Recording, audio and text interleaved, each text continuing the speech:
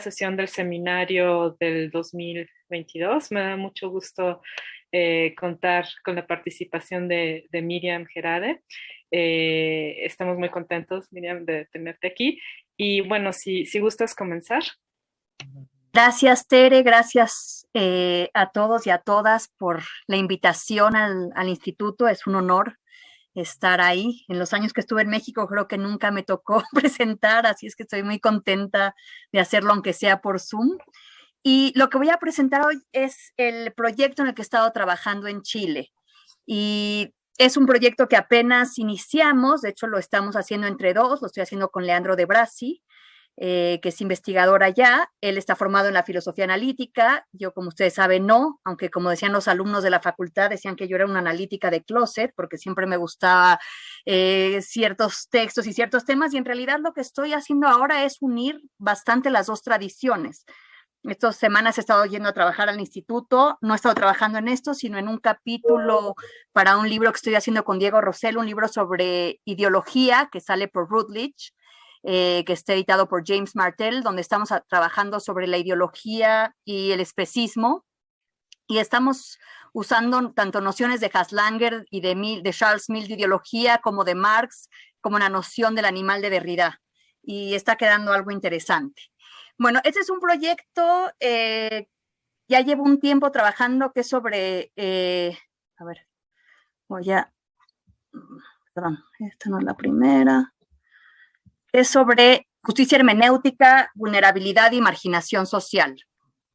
Y me interesa mucho, porque es un proyecto que apenas inicio, digamos, aunque ya lo llevo trabajando como proyecto un tiempo, pero apenas estoy escribiendo, así es que me interesan mucho sus comentarios, sobre todo porque es un tema que viene de la filosofía analítica. Bueno, en su obra Injusticia Epistémica, Miranda Fricker presenta dos tipos de injusticia. La injusticia testimonial, que se produce cuando los prejuicios identitarios, por ejemplo, de raza o género, llevan a un oyente a dar menor credibilidad a las palabras de un hablante. Y la injusticia hermenéutica, en la que se basa este proyecto. Es curioso, Fricker, como ustedes saben, nada más dedica un capítulo de 7 a la injusticia hermenéutica. Lo deja apenas esbozado. Y a mí me parece que es una noción muy rica y muy interesante que hay que seguir trabajando.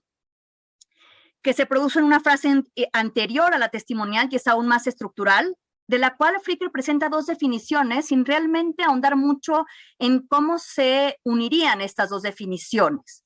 La primera, a ver, déjame dar esto, porque la primera definición que da es una desventaja cognitiva aguda derivada de un vacío en los recursos hermenéuticos colectivos. Y la segunda, como una participación hermenéutica desigual en algunas áreas significativas de la experiencia social, por la cual los miembros del grupo desfavorecido viven marginados hermenéuticamente.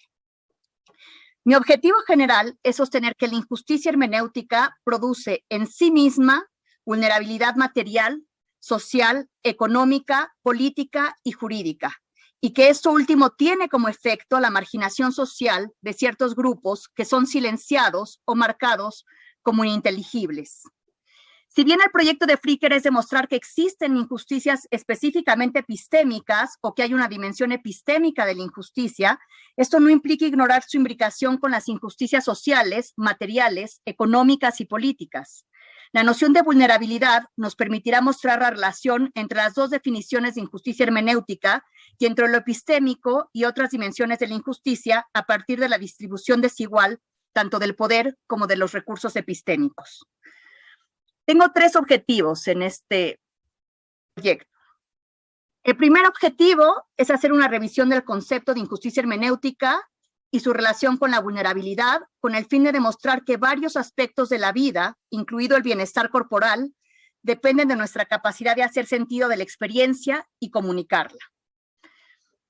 Y evidentemente estoy usando vulnerabilidad no en un sentido metafísico, sino también en un sentido social y político.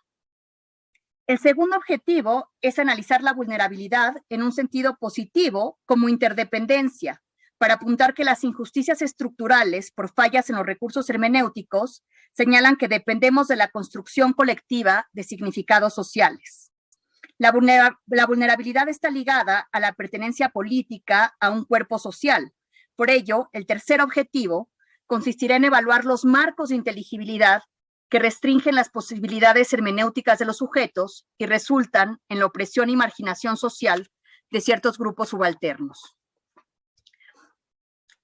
Vamos a la primera definición. Fricker ofrece como ejemplos de esta primera el caso de Wendy Sanford, una mujer nacida en una familia conservadora que asiste a una sesión de un grupo feminista donde escucha por primera vez el término depresión posparto, lo que le permite comprender su propia experiencia por la cual había sido señalada y culpabilizada.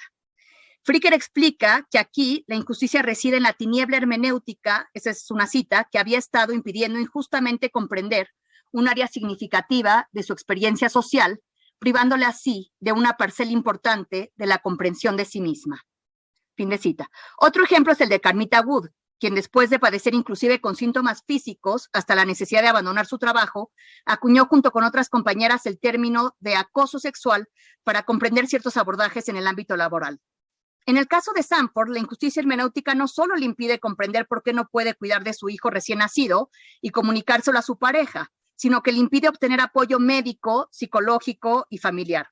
Uno podría imaginarse, como apunta Ishani Maitra, que Sanford tenía recursos para expresar que se sentía cansada o adormecida y que eso no contribuye a realizar tareas de cuidado. Incluso si tenía la noción de depresión, que compartía características con su propia experiencia, es probable que tuviera algunas intuiciones claras sobre lo que le ocurría.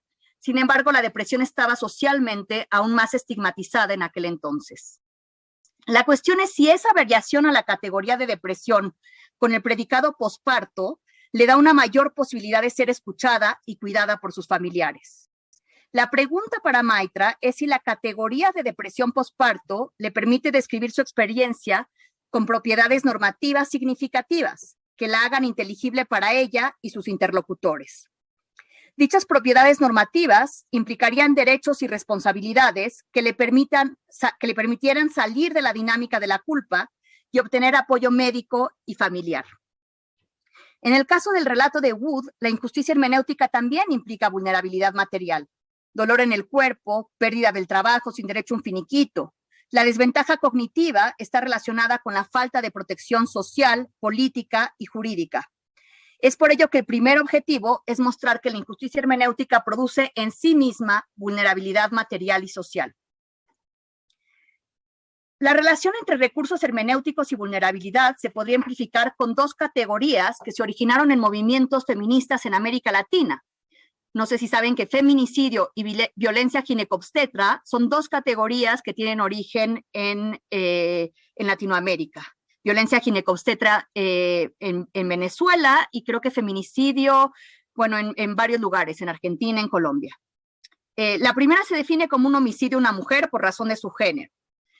Algunos de quienes no están de acuerdo con este término sostienen que esos casos deben juzgarse como homicidios. Sin embargo, el término feminicidio y femicidio, que aparece después y que incluye el gran número de asesinatos a mujeres trans, que son aún más vulnerables, ha servido para implementar políticas preventivas. En el caso de la categoría de violencia ginecobstetra, tiene esas dos partes de la injusticia hermenéutica. Por un lado, la posibilidad de comprender, pero también comunicar la propia experiencia del cuerpo en un contexto que es completamente epistémico, en donde es el médico el que tiene el saber y no la persona que está en el trabajo de parto, pero también tener una mayor audibilidad y poder también prevenir esos casos de violencia.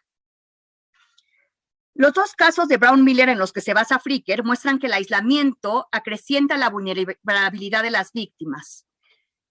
Eso a mí me sorprendió mucho cuando leí el texto de Fricker, que ella no reparara en nada en que los dos momentos en los que se configuran estas categorías, ¿no? Que pasan por una especie de variación, ¿no? Sobre todo la de acoso sexual, nos dan como varias ideas hasta que llegan a una que les parece que es la correcta o que les parece que es la que designa mejor lo que quieren decir, se hace en un acto colectivo. Y a mí me sorprendió mucho que Fricker no reparara en eso.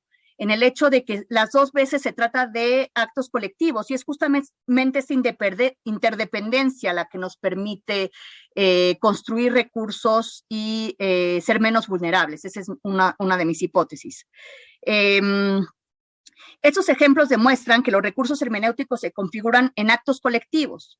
La narración que hace de Sanford reza: en ese único lapso de 45 minutos, descubrí que aquello de lo que me había estado culpando a mí misma y de lo que mi esposo me culpaba no era una deficiencia personal, era una combinación de cuestiones psicológicas y un asunto social real, el aislamiento. Fin de cita. Lo relevante del ejemplo de Wood es que se crea una nueva categoría en un acto colectivo, en un seminario donde tienen un momento de revelación. Abro cita: habíamos tenido una experiencia parecida en algún momento, se dan cuenta, y ninguna le había contado nunca nada a nadie.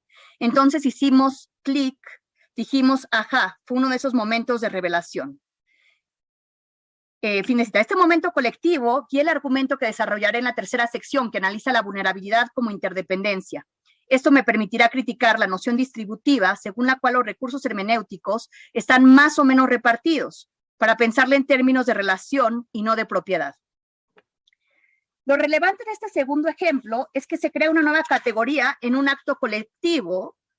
Es por ello que el segundo objetivo, muy relacionado al primero, será pensar la vulnerabilidad en su dimensión de interdependencia, con el fin de demostrar que la inclusión social, pero también nuestra sobrevivencia vital, depende de la construcción colectiva de recursos hermenéuticos.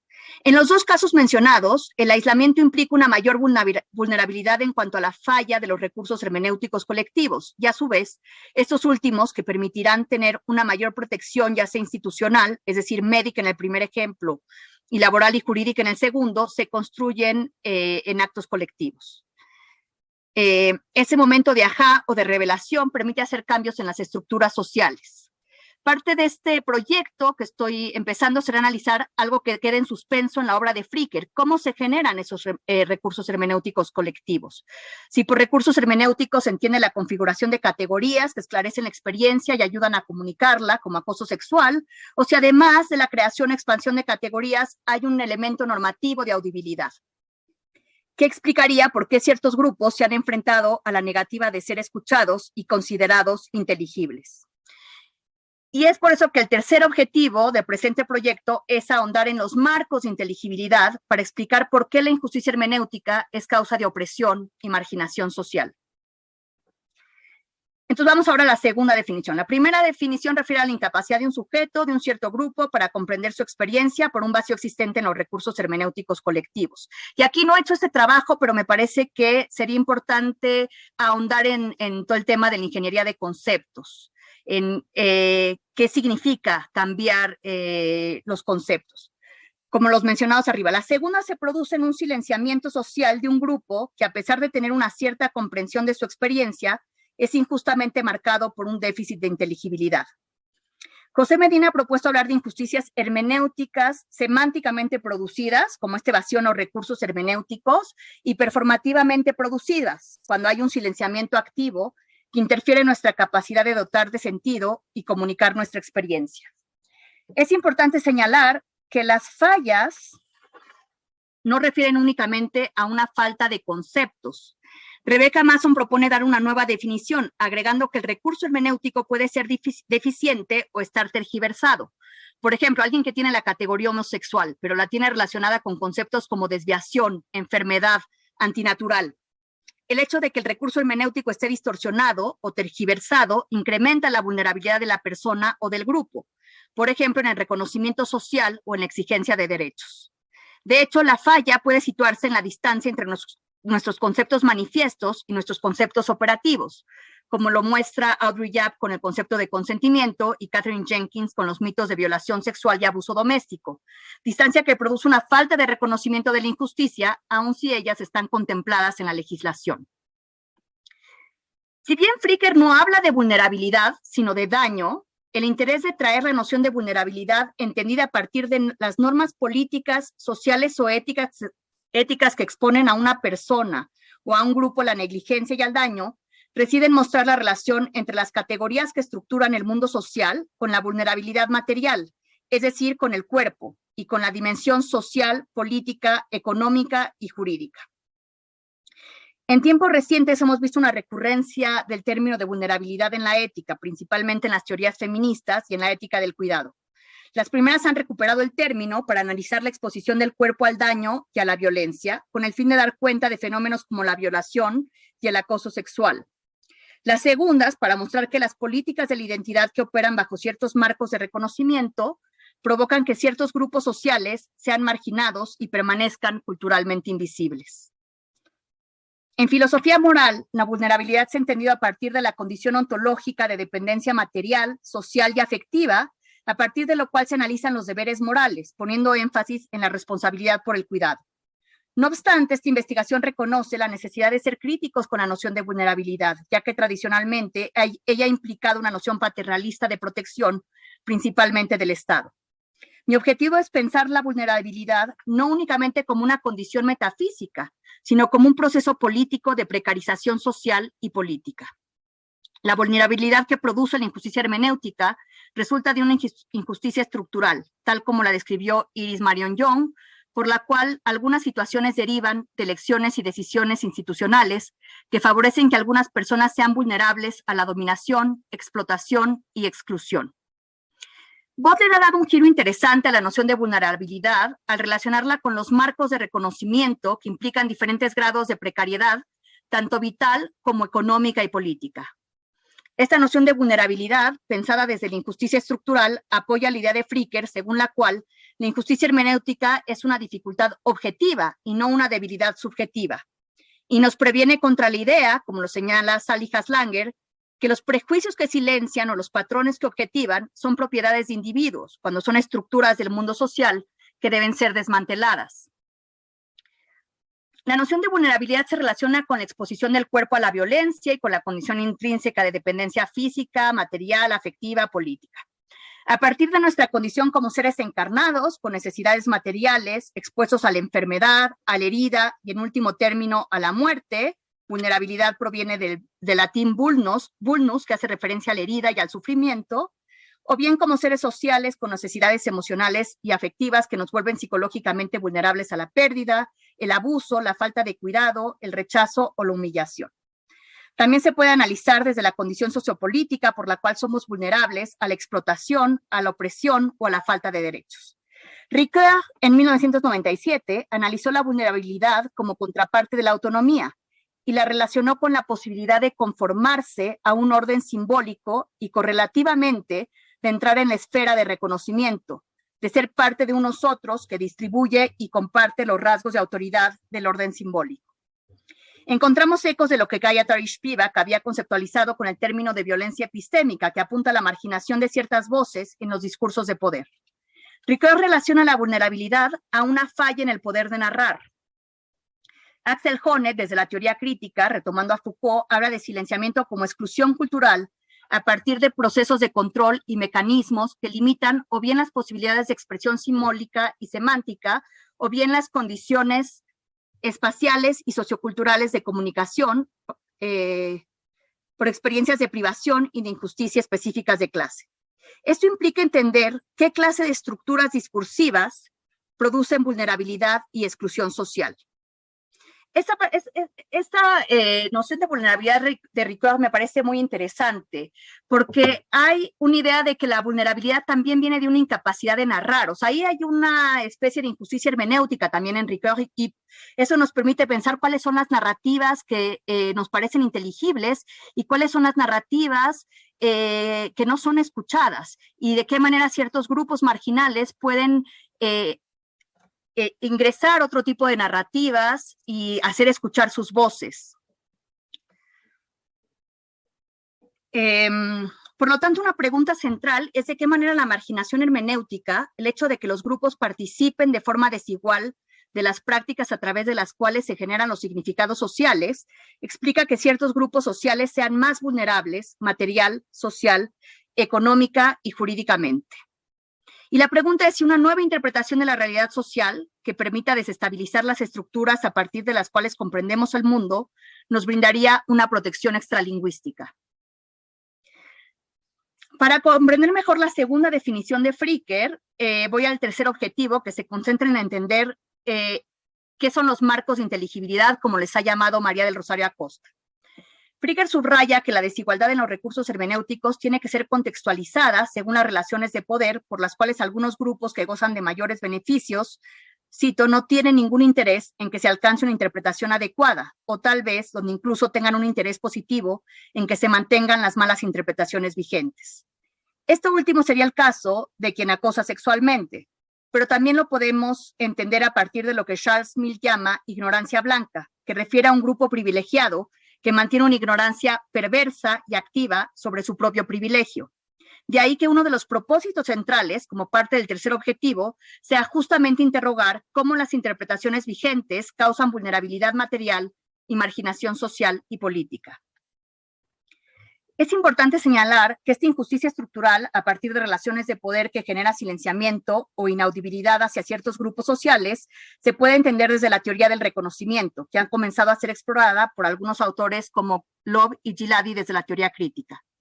La salida de Fricker con la virtud a mí me parece muy poco sólida para abordar sobre todo esta segunda definición, y además tiene una visión muy individualista. Es por eso que también he estado trabajando en el aporte que se puede hacer desde Frantz Fanon a la injusticia hermenéutica, en la medida en que muestra que los significantes culturales están construidos desde la blanquitud.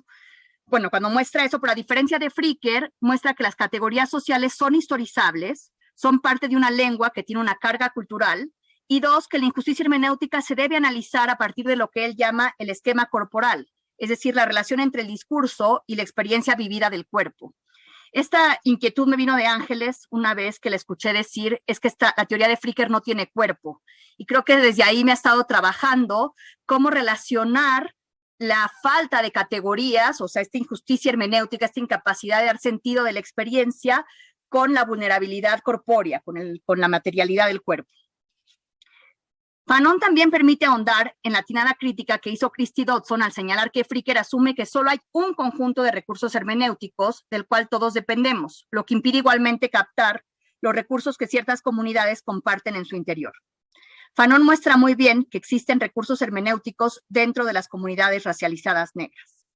Quizás uno de los teóricos que más ha aportado para ampliar la noción de injusticia hermenéutica es José Medina, quien ha señalado que los silencios sociales y las brechas hermenéuticas no pueden ser predicadas de manera uniforme para todos los contextos sociales, sin tomar en cuenta la polifonía que existe al interior de ellos. Medina ha mostrado en su obra no solo la pluralidad dentro de los juegos del lenguaje, sino también los tipos de resistencia que surgen para contrarrestarlos. Taylor Rogers sostiene que hablar específicamente de opresión epistémica parece ignorar que existe una imbricación entre el poder social y político y el poder epistémico. De ahí que los recursos hermenéuticos compartidos sean comúnmente comprendidos y aceptados en el sentido de un uptake austiniana por la sociedad dominante. Es decir, los recursos hermenéuticos de ciertos grupos marginales no son compartidos, y en ese sentido la redistribución de los recursos epistémicos o hermenéuticos implicaría una redistribución del poder. Ya voy a terminar. A partir de las críticas sobre la no exhaustividad de los recursos hermenéuticos, se ha planteado una noción de resistencia y de disenso al interior de los juegos del lenguaje opresivos. Es por eso que me interesa investigar cómo se generan los recursos hermenéuticos y de qué manera ellos brindan protección social y política al romper con los estándares comunicativos. En sus trabajos más recientes, Medina ha ahondado en cómo sería un activismo epistémico contra la opresión y sostiene que la resistencia política exige más que la argumentación o la deliberación, cambiar las dinámicas comunicativas y trabajar con las sensibilidades para generar y compartir sentido en diversas formas de expresión. Medina hace énfasis en la pluralidad de los contextos y retoma la teoría de los actos de habla, principalmente la noción de ilocución de Hornsby y Langton, no para hablar de la necesidad de relaciones de reciprocidad en la comunicación, como lo hace Fricker, sino para mostrar de qué manera los sujetos tienen una agencia dentro de los contextos comunicativos, a partir de la cual negocian el poder en la interpretación y evaluación de sus experiencias, no solo en el sentido de ser creídos, sino en el de una lucha por hacer inteligibles sus experiencias. Esta resistencia es una posible respuesta a la opresión que padecen ciertos grupos sociales y que, si bien es epistémica, tiene como efecto la precarización vital y económica. De modo que solo analizando los contextos comunicativos podemos entender la manera en que la injusticia hermenéutica está relacionada con la opresión y con la marginación social y política. Asimismo, nos preguntamos cuándo una categoría adquiere propiedades normativas que dan lugar a una responsabilidad social por la vulnerabilidad. Por ejemplo, grupos en situación de pobreza tienen seguramente nociones para expresar la falta de recursos económicos, la falta de dinero para pagar la renta o comprar comida. Sin embargo, es posible que esto no sea conceptualizado como injusticia o desigualdad. Lo mismo con el racismo. Los grupos afectados tienen recursos para hablar de su experiencia, inclusive en una jerga poco comprensible para otros grupos. Sin embargo, no son escuchados por los grupos racialmente privilegiados, lo que nos llevaría a ahondar en la definición de injusticia dentro de la teoría. Me interesa analizar en qué momento una categoría se vuelve audible y cómo ella puede adquirir propiedades normativas que contraigan derechos, por ejemplo, para combatir la pobreza. Este último ejemplo permitiría comprender la relación entre los tres objetivos. El primero, que la injusticia hermenéutica, es decir, las fallas en los recursos hermenéuticos o el silenciamiento, producen vulnerabilidad social, económica, jurídica y política, en tanto que injusticia estructural. Dos, que la vulnerabilidad apunta a la interdependencia en cuanto a la construcción de recursos hermenéuticos, que son ellos mismos colectivos, y de qué manera ellos adquieren propiedades normativas que implican derechos y responsabilidades. Y tres, que los marcos de inteligibilidad que restringen las posibilidades hermenéuticas de los sujetos producen opresión y marginación social, lo que implica vulnerabilidad como precarización social, política, económica y jurídica. Y bueno, aquí termino. Tenía algo sobre una reflexión de Jill Stauffer sobre la soledad ética, que sería sentir que uno está abandonado por la humanidad, ¿no? Por aquellos que tienen un poder sobre nuestras posibilidades vitales. O en Améry, cuando habla de la tortura, como los límites de nuestra capacidad de comunicación verbal. Pero bueno, ese es el proyecto en general y me gustaría mucho escuchar sus preguntas, sus críticas. Muchas gracias, Miriam. ¿Les parece si pedimos la palabra a través de la aplicación Levantar la Mano? Y tengo una pregunta de Juan, por favor. Antes que preguntas, te pediría nada más si puedes ahondar un poco esta última parte que concluiste, donde afirmabas que la injusticia hermenéutica produce vulnerabilidad, la vulnerabilidad está en un ciclo de interdependencia, y luego de ahí mencionabas que afecta derechos y responsabilidades o puede generar derechos y responsabilidades. Lo dijiste así como muy rápido. Me gustaría que si pudieras ahondar esta idea. Gracias, Juan. A mí me gustaría en algún momento trabajar en ejemplos mucho más pragmáticos, como por ejemplo podría ser el de femicidio o el de violencia ginecobstetra. A mí me parece que en la medida en que esos recursos se vuelven audibles, tienen propiedades normativas, que es lo que dice Shani Maitra. O sea, no es tanto que, por ejemplo, Sanford no entendiera para nada que tenía una depresión, que eso no le daban ganas de cuidar a su bebé. Algunas nociones tendría, pero eso no tenía, al no tener una categoría que fuera además audible, eso no tenía propiedades normativas que le dieran derechos, como por ejemplo tener ciertos cuidados o un tratamiento médico, un tratamiento psicológico. Por eso yo quiero relacionar la injusticia hermenéutica, que es epistémica, pero me parece que dentro de la injusticia epistémica también podríamos llevarla mucho más hacia la ontología social. No es meramente epistémica, porque la hermenéutica es la capacidad que tenemos de interpretar, y si lo vemos así en un sentido, la tradición de la hermenéutica es crear sentido, ¿no? Es tener mundo. Entonces, me parece que es la que más desborda lo propiamente epistémico. Ahora, ¿cómo se crean esos derechos y esas responsabilidades? Yo creo que hay que ver en cada caso. O sea, ¿en qué medida la categoría de femicidio ha creado mayores derechos, por ejemplo, para la prevención del crimen? O mayores responsabilidades, o la violencia ginecobstetra, no solamente que una mujer pueda dar cuenta de su experiencia. Hay una filósofa mexicana, amiga mía, Sara Cohen Chabot, que está en Haifa, que ha trabajado mucho este tema, a quien le interese, y ella dice, bueno, no es solamente que, porque claro, mujeres que después de un parto tenían la sensación de haber sido violentadas, de haber sido maltratadas. Pero aquí hay también una manera de expresar esto de manera que uno tenga derechos, uno puede decir fui violentada, hay una responsabilidad, no solamente es un médico que se pone en un lugar de saber y decir, bueno, pero es que yo hice lo mejor, ¿no? Lo que se tenía que hacer. A ver, la idea sería entonces que las categorías o los conceptos que de repente podemos traer a un proceso vienen ya cargados, digamos, normativamente, con derechos, con responsabilidades. Esa es la idea, ¿no? Digo, me parece muy interesante el punto, ¿no? Cómo estas categorías que resignifican la realidad o la vulnerabilidad son categorías que te permiten precisamente activar toda una serie de un entramado normativo, ¿no? Y bueno, lo dejo ahí porque me interesaba este punto. Gracias. Claro, ahí por eso decía que a mí me faltaba ahondar más en la ingeniería de conceptos, que estaba leyendo algo ayer que, por cierto, citaban a Maite Escurdia en un Routledge de filosofía del lenguaje que acaba de salir. Y lo que decían ahí es, bueno, por un lado, Fricker parece hablar de cuando se crean nuevas categorías, ¿no? Porque no existía la noción de violencia ginecobstetra, no existía la noción de acoso sexual. Entonces, bueno, ahí hay una configuración de nuevas categorías y esas categorías están en un entramado normativo. Pero también hay categorías o conceptos que van cambiando de, no sé cómo decirlo, si es de extensión o de intención, porque yo no sé muy bien esa parte de la semántica, pero digamos, categorías que cambian su sentido o van aceptando nuevos sentidos y en ese sentido van también cambiando sus redes normativas. Muchas gracias.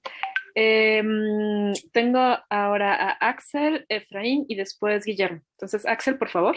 Voy a tratar, bueno, ser breve, pero muchas gracias. Ahorita me da mucho gusto que estés aquí, que estés ocupando este espacio.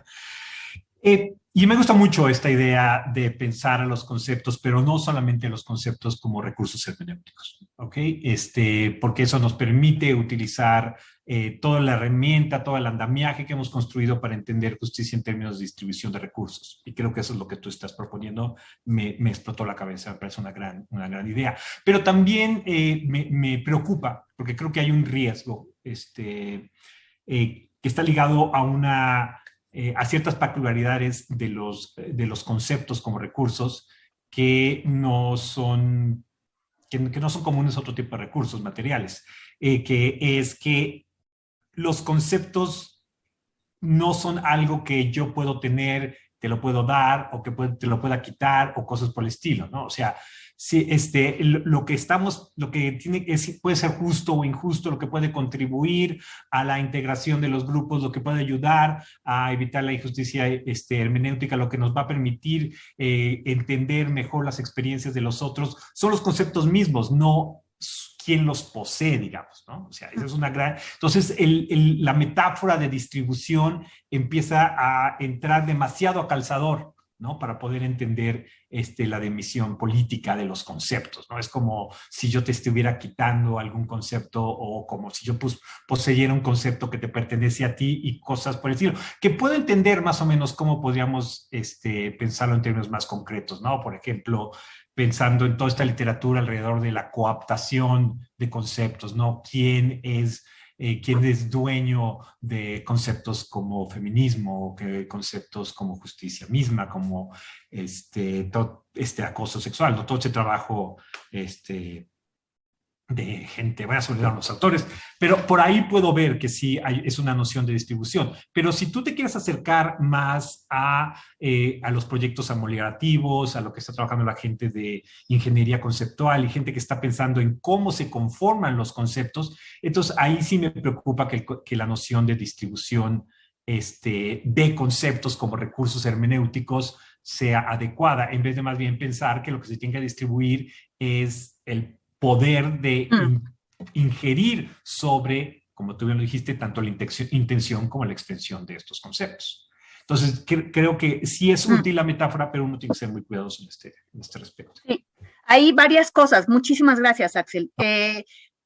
Justo por ejemplo, una de las cosas que Miranda Fricker, que te digo, apenas dedica un capítulo muy rápido, no dice qué son los recursos hermenéuticos. Y hasta donde yo he leído la literatura, como que nadie se ha puesto a decir, bueno, ¿qué son los recursos hermenéuticos? ¿Son conceptos, son categorías, son marcos de inteligibilidad? Porque me parece que no nada más son conceptos, y también son conceptos también operativos, porque muchas veces existe el concepto, ese es el trabajo tan interesante de Jenkins, existe el concepto de violencia doméstica, pero resulta que las víctimas no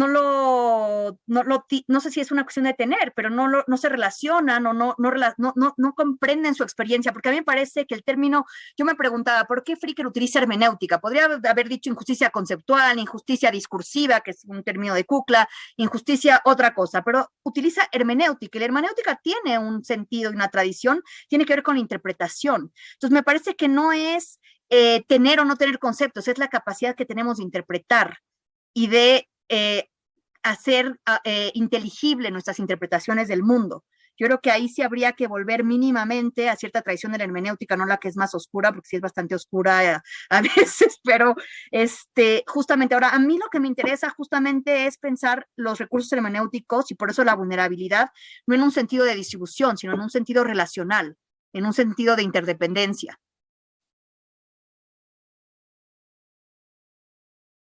Es que te muteaste. No, porque nada más iba a decir, quiero saber más. Ok. O sea, eso creo que, porque es cierto que Fricker lo piensa en términos de lo posees o no lo posees, los recursos epistémicos. Y no en uno, por eso digo que a mí me sorprendió mucho cuando lo leí así de una manera muy naif, porque yo no me dedicaba para nada a estos temas y los alumnos hablaban de esto y me compré el libro o alguien me lo pasó y lo leí completo, me pareció fascinante. Eso sí, desde ahí me he puesto a leer más.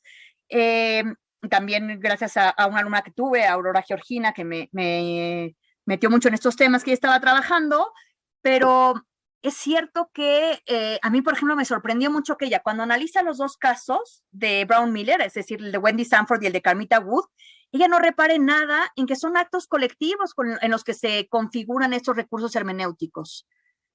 Es decir, en esta relación que tenemos con los otros, porque, digamos, la soledad total implicaría estar como completamente aislado y sin capacidad de dar sentidos. Eso sería como una muerte hermenéutica o algo así. Muchas gracias. Efraín. Gracias. Hola, ¿qué tal? Hola, Efraín.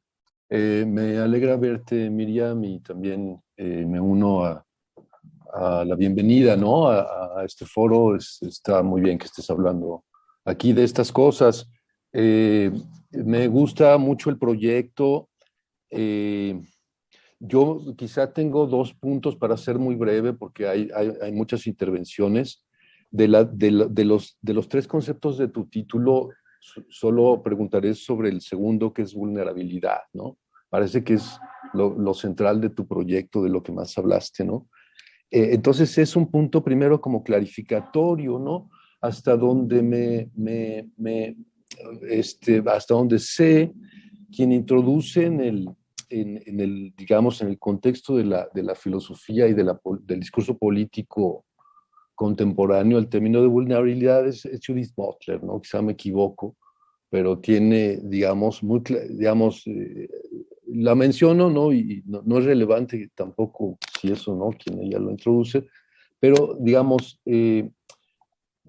queda claro, si algo queda claro es que lo que es vulnerable en la versión de Butler es el cuerpo, ¿no?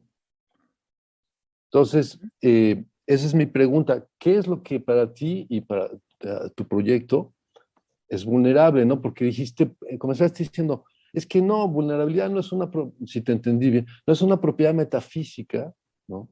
Sino política, jurídica, luego social, económica, luego agregaste material. Entonces dije, caray, material, o sea, aquí ya cambió la cosa, ¿no? Porque podría ser que lo económico o quizá lo social también sea material. Entonces ahí hay una jerarquía como de adjetivo, ¿no? Uh-huh. Y por eso te pido un poco la clarificación. Digamos, mi pregunta concreta sería, ¿quién o qué es vulnerable, ¿no? O sea, ¿qué tipo de cosas? Si sí te haría una pregunta metafísica, por ejemplo. Si es un ente individual o es un ente colectivo, o qué es lo que es vulnerable en tu teoría. Ujú. Entonces, eso es uno, ¿no? Como clarificatorio. Ujú. Y el otro de relación, porque al final metiste lo de precariedad, entonces parecía como que precariedad, vulnerabilidad, era una dupla ahí interesante.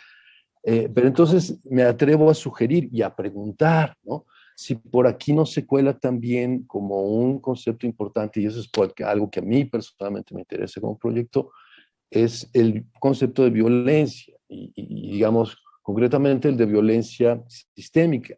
Y lo pregunto porque hay gente, pues incluso tengo un tesista, que está trabajando, digamos, los temas de pobreza.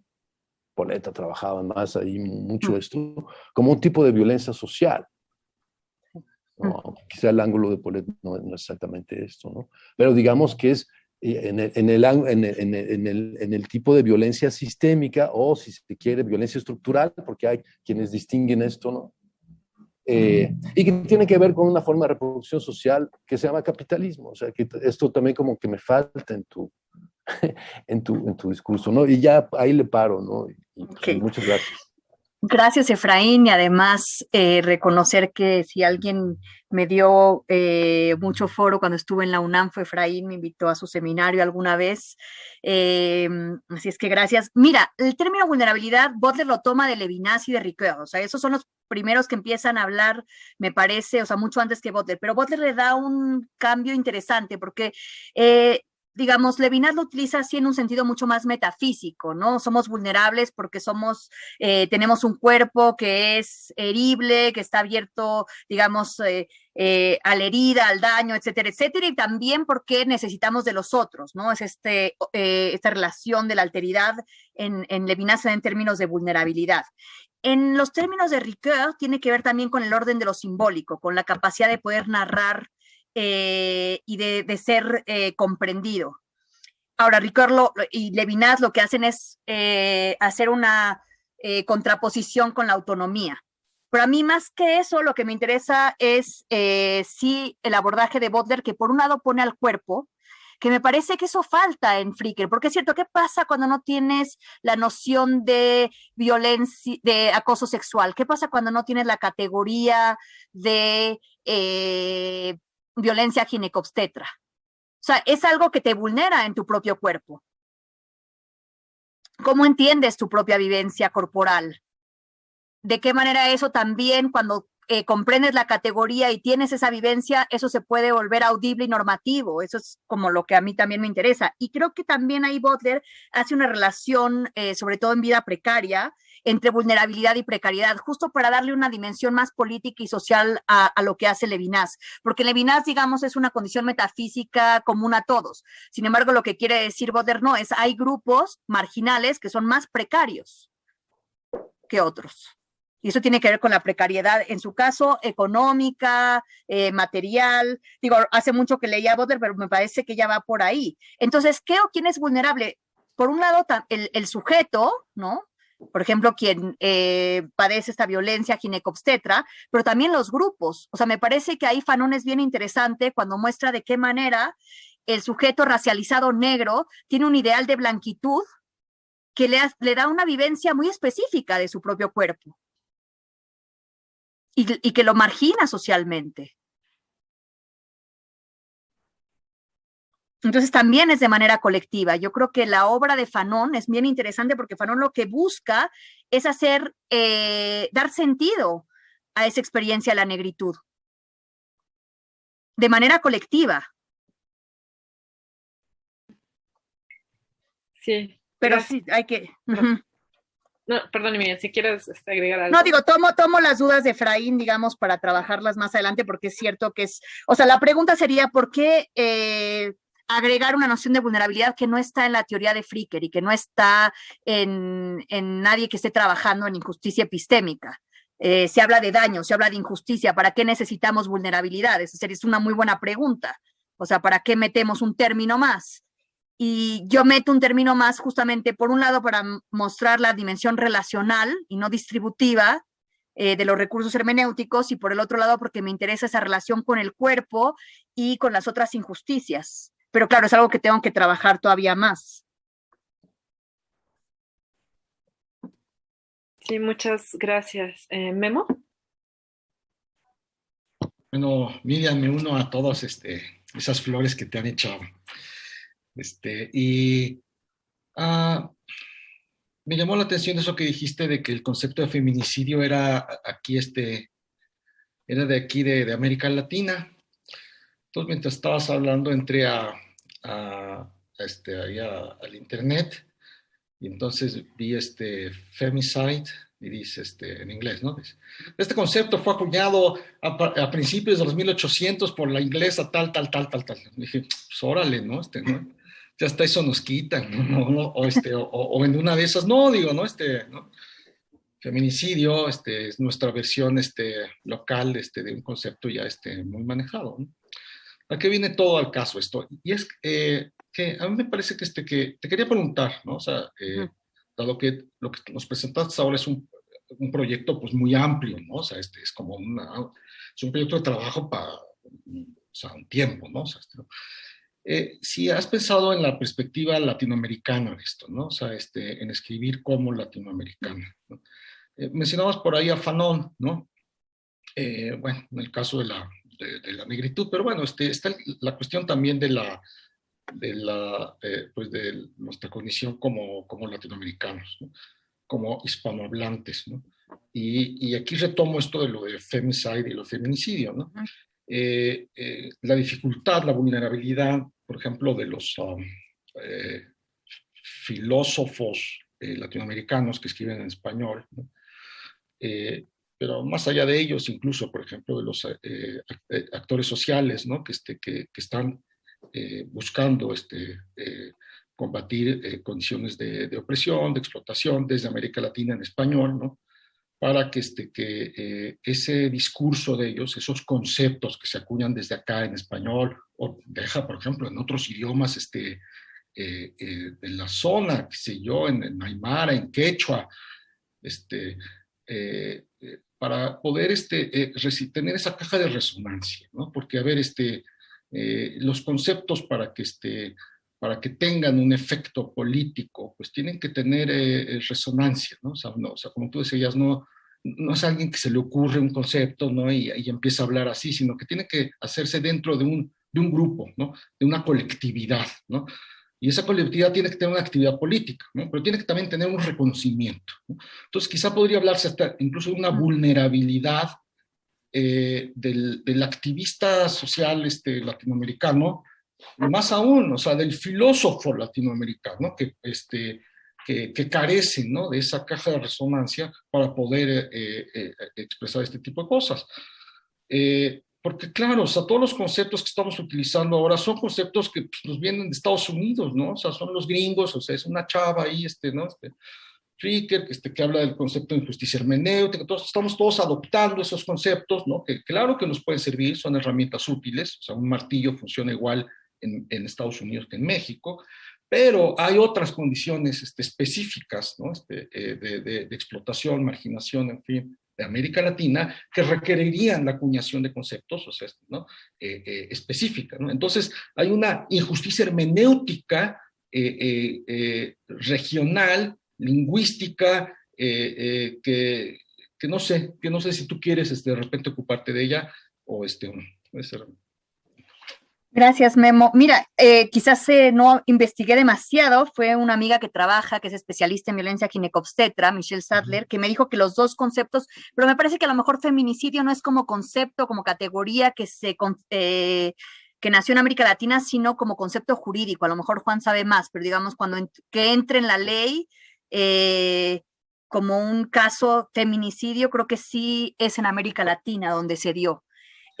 sería interesante ver hasta dónde la entrada de la noción de feminicidio o femicidio, que después fue acuñado para darle cabida a las mujeres trans, ha prevenido o no homicidios para mujeres. O sea, sería muy interesante hacer ese recorrido y ver qué tanto es cierto que la categoría previene o hace justicia, no lo sé, no lo he estudiado.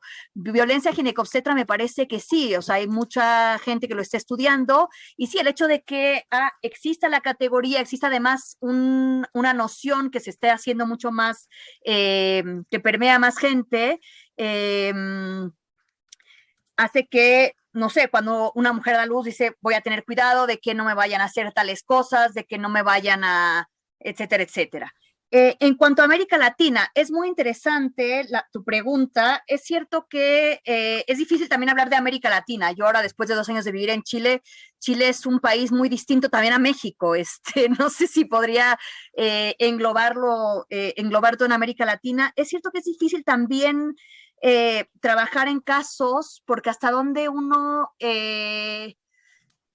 puede realmente entender, o sea, por un lado me parece muy importante, por ejemplo, el trabajo que hace Ángeles con las comunidades indígenas, o sea, sobre injusticia hermenéutica en el caso del Tren Maya, o sea, hasta dónde, porque son problemas de injusticia epistémica, ¿no? ¿Quién tiene el saber? ¿Quién es inteligible en un caso de discusión o de deliberación sobre un proyecto como el Tren Maya?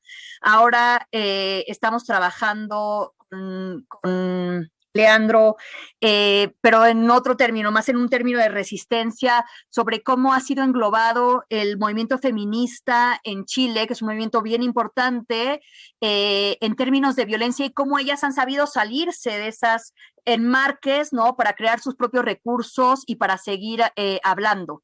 Entonces eso nos interesa mucho. Y yo he estado comunicándome con muchas de las feministas que estuvieron en la primera línea, porque yo no quiero ser extractivista, yo no quiero agarrar y traerme eso, sino realmente escucharlas y ver hasta dónde podemos pensar en conjunto. Y por eso mi idea es reunirme con ellas y hacer un trabajo en conjunto. Pero sí, o sea, yo creo que tenemos que pensar, por eso es interesante que violencia ginecobstetra sí sea un concepto y que muchas latinoamericanas han estado trabajando y que se ha llevado al mundo, ¿no?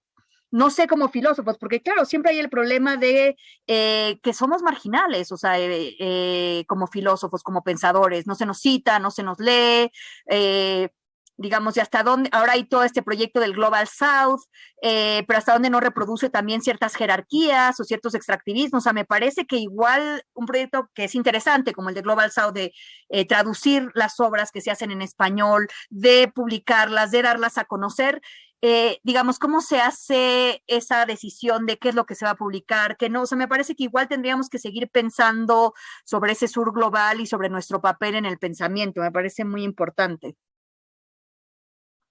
Entonces, Ángeles, por favor. Gracias. Hola, Miriam, qué bueno Hola. tenerte por acá. Bueno, hemos discutido muchísimo esto nosotras, pero qué bueno que lo podemos seguir discutiendo.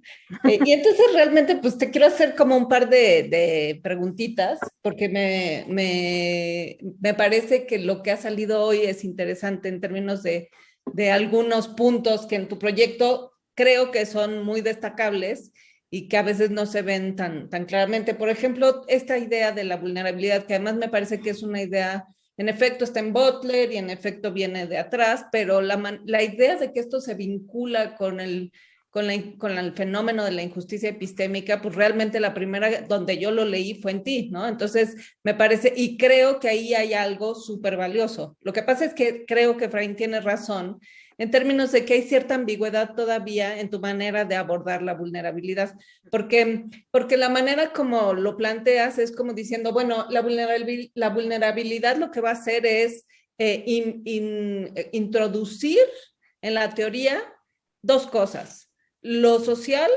lo colectivo, digamos, lo relacional. Tú dices que además ahí, por ejemplo, no nos explicas por qué relacional es distinto de simplemente colectivo o social, y creo que sí es distinto, y creo que tú sabes que es distinto y sabes por qué es distinto, pero no nos lo dijiste, ¿no? O sea, como que nos dejaste un poquito ahí a oscuras. Y por otro lado, introducir lo corporal, ¿no? Entonces pareciera como si introducir esta dimensión pudiera de alguna manera paliar los hoyos que tiene la noción de Fricker. Pero la verdad es que lo que yo creo es que estás haciendo algo distinto y es proponer otra manera de pensar la noción de injusticia hermenéutica a partir de justamente pensar en la vulnerabilidad desde este marco que te dan a ti los autores que conoces, que son desde Butler hasta, ¿cómo se llama?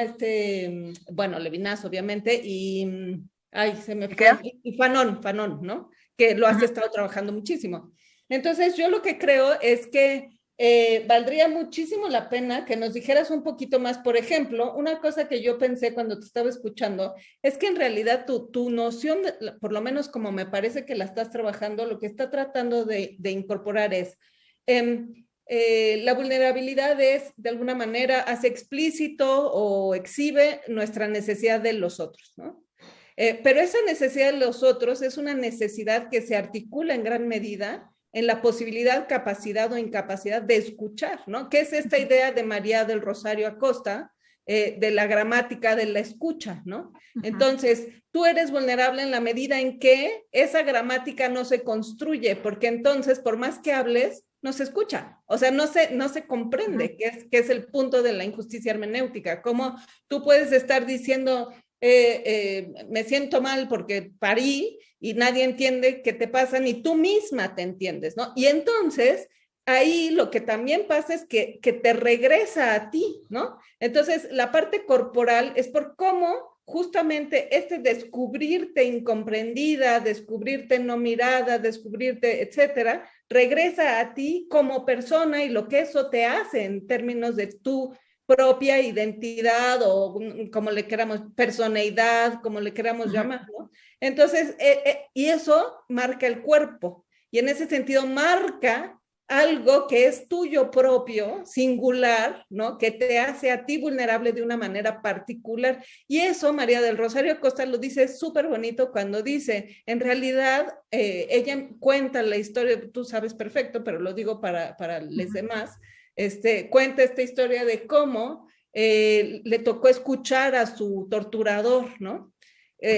No me acuerdo si es ella o es alguien más, pero narra esta historia. No, bueno, es una obra chilena que es extraordinaria de Doffman, sí, Entonces, La muerte y la doncella. Exacto, escucha al torturador y entonces realmente la única posibilidad que tiene de reconocerlo es por la voz.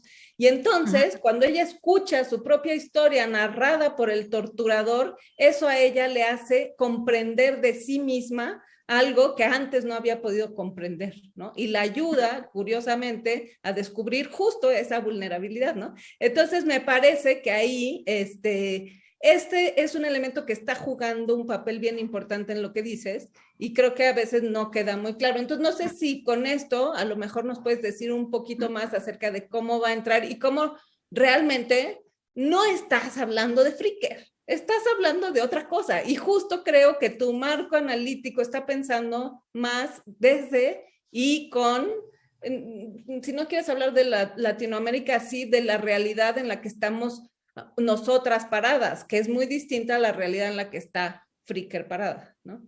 Porque además Fricker está construyendo, muchos de sus ejemplos son ejemplos que ni siquiera le han tocado, o sea, son ejemplos de mujeres en el pasado, de la comunidad negra, etcétera, ¿no? Y entonces, esa es alguna de las, por ejemplo, Mills le critica eso, también está, ¿cómo se llama? Bueno, varios, ¿no? Pero bueno, ya, ahí me detengo. Sí, o sea, es cierto, tengo que trabajar más en la vulnerabilidad. A mí, con todas mis peleas que tengo con Levinas, que son muchas, lo que es interesante de la noción de vulnerabilidad de Levinas es que él piensa que no existe algo así como la identidad cerrada, sino la vulnerabilidad te muestra que la identidad ya está algo así como atravesada por una alteridad. Y esa es la parte bonita de Levinas. Para la parte interesante, que es lo que decía Efraín de Butler, es de qué manera esa vulnerabilidad se vuelve diferenciada en términos económicos, en términos de precariedad económica y social, porque si no nada más se queda en una cuestión muy bonita metafísica, en donde todos, digamos, estamos expuestos a la herida y pero esa relación no es justo como tu libro, no es romper con esa dicotomía individuo-colectivo, porque lo relacional de la vulnerabilidad es que estamos de alguna manera, que dependemos del otro, que estamos atravesados por el otro. Y en ese sentido también las categorías son colectivas. Es decir, no, eso pues recuerda un poco a Wittgenstein, no puede haber lenguaje privado, no puede haber categorías privadas, las categorías implican nuestra relación con los otros. Entonces, bueno, claro, es algo que veo que hay muchas preguntas, algo que tengo que trabajar bastante más, pero bueno, creo que va por ahí. En cuanto a Latinoamérica, sí, a mí me preocupa un poco también esta cuestión que tiene esta teoría, que es muy interesante, porque es cierto que qué pasa cuando las mujeres toman la palabra y hablan de la injusticia epistémica, qué pasa que cuando las personas racializadas negras, cuando las disidencias sexuales, pero también se puede volver en una cuestión, como esto que estás diciendo, Fricker, muy de identidad, es decir, tú ni eres negra, ni eres gay, ni eres, entonces, ¿por qué hablas, no? Entonces, creo que ahí también hay un problema, porque se puede volver en una cuestión muy identitaria y de defensa de identidades. A mí me ha parecido que eso... Sí, yo creo que no se trata de eso, pero yo sí creo que uno habla desde donde habla, ¿no? O sea, no necesariamente desde tu identidad, pero sí hablas desde donde estás parada. Y lo que creo es que justo por eso esta mujer Fricker pone el acento en la injusticia. Piensa en eso, en la injusticia testimonial, porque en realidad ella está parada en un marco en el que él habla, o sea, por lo menos ella presupone un marco tal que todos pueden hablar, ¿no? Y justo nosotros partimos de un marco sociopolítico en el que no todos pueden hablar. O sea, no solo no son escuchados, sino que son previamente silenciados, ¿no? Entonces, eso es lo que digo cuando digo hablar, porque en efecto, o sea, si no, ya te pones a pelear, ay no, si tú no tienes los ojos cafés, no puedes hablar, ¿no? Entonces, bueno, eso ya es otra historia, pero sí creo que la idea de que estoy ubicada es, los problemas son más parecidos entre ciertas naciones, digamos, ¿no? En fin, ya. Claro. Gracias. Carlos. Sí, Miriam, yo me asocio a todos los elogios que ya te han hecho y me da mucho gusto tu charla. Yo tenía varias preguntas que hacerte, pero una es que vinculándome con lo que dijo Axel anteriormente, no sé si en realidad se puede decir que en realidad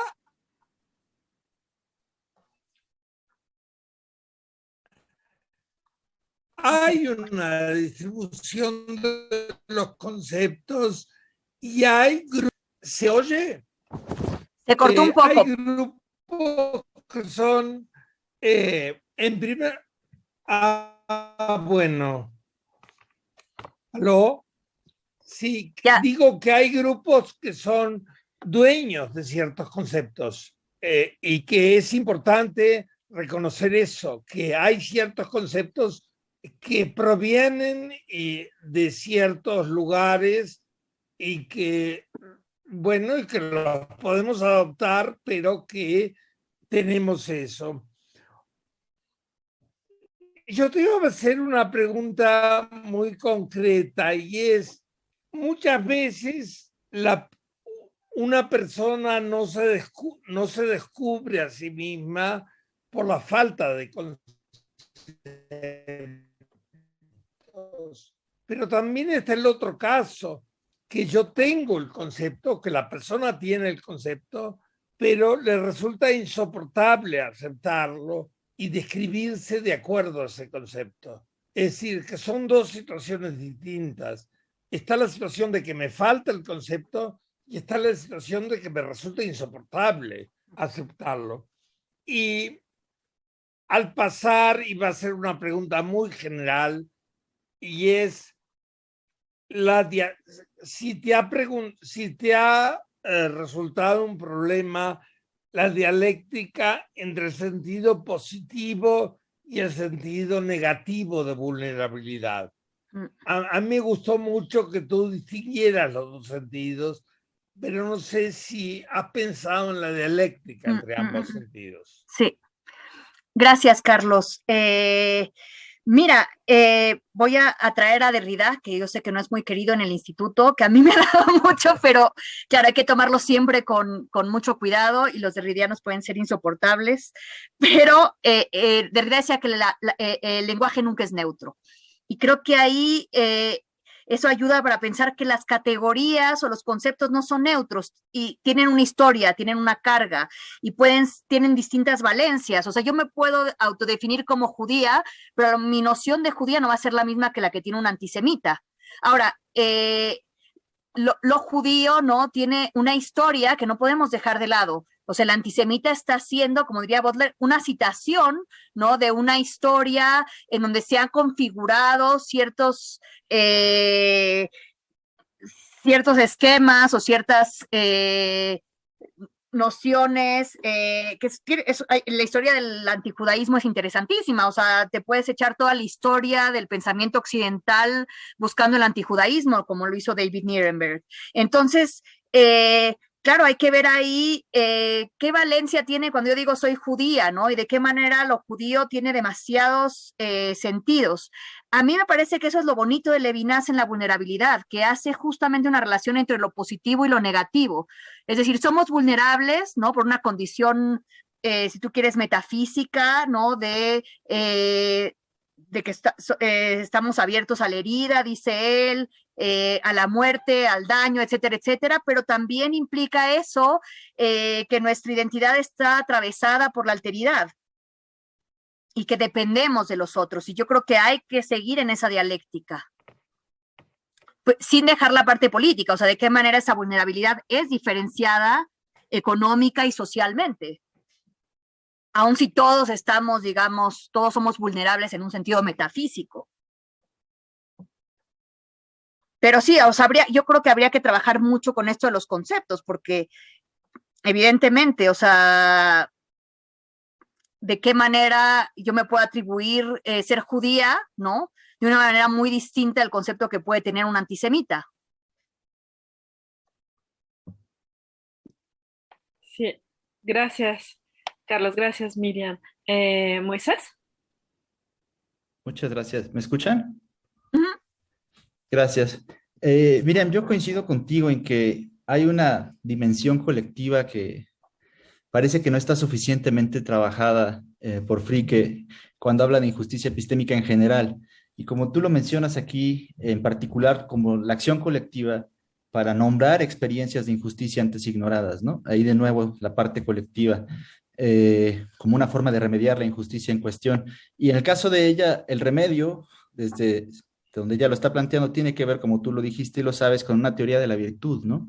Y entonces, mi pregunta ante esta dimensión colectiva ignorada es relacionada a si hay espacio para una teoría de la virtud cuando uno quiere combatir una injusticia que no debemos olvidar. Para ella, como tú mencionaste, es primariamente epistémica, ¿no? Quizá por eso tiene sentido la idea de una teoría de la virtud, porque habría dos caminos, ¿no? Se podría simplemente decir que ante esta parte colectiva del fenómeno, lo mejor es simplemente abandonar la idea de que una teoría de la virtud nos puede ayudar a combatir esas injusticias, en este caso hermenéuticas, o preguntarnos cómo podemos socializar esas virtudes que nos ayudarían a evitar o a combatir estas injusticias hermenéuticas. No sé qué piensas al respecto. Sí. Gracias. Mira, a mí nunca me gustó esta salida que da Fricker de la virtud, porque la siento finalmente personalista o individualista. Y muy voluntarista también para hablar de injusticias estructurales. O sea, uno puede tener la voluntad de escuchar. Y me parece que es importante volver sobre la escucha, que ella trata, pero muy también de manera muy ligera. O sea, ¿qué significa hacer una virtud, de la escucha una virtud? O sea, escuchar a esos grupos marginales, intentar sobrepasar, ¿no? Estos marcos de ininteligibilidad, ¿no? Aunque de primera instancia no los comprendamos, hacer ese esfuerzo, pero me parece que también falta la otra parte, que es la que trabaja Medina, cuando esos grupos, a pesar de que nosotros no seamos virtuosos, te digo, no me encanta la noción de virtud, pero de ser ininteligibles, se hacen escuchar. O sea, gritan de una manera en que se hacen ver y se hacen escuchar y aparecen en el espacio público. Me parece que también le falta una noción de espacio público a Fricker. Está muy en la virtud, pero ¿qué pasa cuando, no sé, este ejemplo que da Butler es muy bueno, ¿no? Cuando los indocumentados en Los Ángeles aparecen en la plaza pública, no tienen derecho a estar, pero aparecen en ese espacio, se hacen escuchar y intentan hacer inteligible la injusticia en la que viven. Intentan darle otro sentido también, o sea, ellos son los que están sin papeles, que son, están no cumpliendo la ley, y vienen y traen también otra narrativa para que logremos escucharlos y comprender de otra manera esa narrativa. O sea, tengo todavía mucho que pensar esto, pero me parece que no sé si cabe una teoría de la virtud. Digo, habría que ver cómo pensar socialmente una teoría de la virtud. Yo no lo he hecho. No sé, pero interesante. Muchas gracias. Gracias. Tengo ahora a Carlos Garzón, Juan Espíndola y Gustavo Ortiz. Entonces, Carlos, por favor. Bueno, buenas tardes. Yo los saludo desde Medellín, en Colombia. Yo veo que aquí todos se conocen, así que me presento. Soy profesor de la Universidad de Antioquia y bueno, quiero darle las gracias a la profesora Miriam por esa charla tan interesante. Justamente retomando lo que venía diciendo con la última intervención, me inquietaba particularmente el asunto de la generación o la apropiación o el momento en el que una categoría se vuelve audible, ¿no? Y en algún momento usted dijo que era importante, digamos, en todo este proceso, que hubiese un cambio en el poder, ¿no? Que hubiese un cambio en las relaciones, digamos, de poder. Y ahí me parece también interesante poder destacar que desde, digamos, diferentes aproximaciones, ahora que hablaron de las aproximaciones del sur global, se reconoce una importante labor a las luchas, digamos, sociales en la instauración del cambio en los criterios epistémicos, hermenéuticos, semánticos, bueno, en fin, en todos esos criterios, digamos, de evaluación y valoración epistémica y comunicativa también que están, pues, que son imperantes. Y, digamos, eso se liga un poco con esta idea también de Medina, ¿no? De que hay como ciertas injusticias de carácter performativo, mientras que hay otras de carácter también semántico. Yo creo que ese lugar en el que se prioriza una acción, una performance, digamos, colectiva, podría aportar mucho a ese enfoque relacional interdependiente, digamos, que usted le quiere dar al asunto, que también tiene, digamos, muchos problemas, aunado todo esto al asunto de la vulnerabilidad, y es como que si los vulnerables se lanzan a la lucha social en su vulnerabilidad, pues se hacen mucho más vulnerables, ¿no? Son mucho más sensibles o propensos a que en virtud de esa vulnerabilidad, pues se vean abocados a una derrota pues previsible, ¿cierto? Entonces creo que ahí, digamos, un poco, y aquí estoy pensando en la propuesta de Elizabeth Anderson también, ¿no? Y es que en esos cambios en el poder, no en el cambio del poder, de quién ejerce el poder, sino en cómo se ejerce, creo que es importante también el papel de las instituciones sociales y el papel, digamos, de la virtud de las instituciones sociales, como lo planteaba o lo planteó en algún momento Elizabeth Anderson. Y bueno, y toda esta noción obviamente de la plaza pública, que no basta simplemente con la lucha, el grito, el hacerse audible de alguna manera, ¿sí? Porque puede ser fácilmente silenciado de manera violenta, sino que debe haber un cambio también en el poder, en la forma en que se ejerce ese poder en las instituciones, como nos organizamos socialmente para justamente lograr esos cambios en los criterios de audibilidad, los criterios de interpretación, los criterios bueno, epistémicos y demás. Muchas gracias, Carlos, mucho gusto. Muy interesante todo lo que dices. Es cierto, o sea, la cuestión es cómo se vuelve audible una categoría. Evidentemente también tiene que ver con los cambios sociales y también tiene que ver con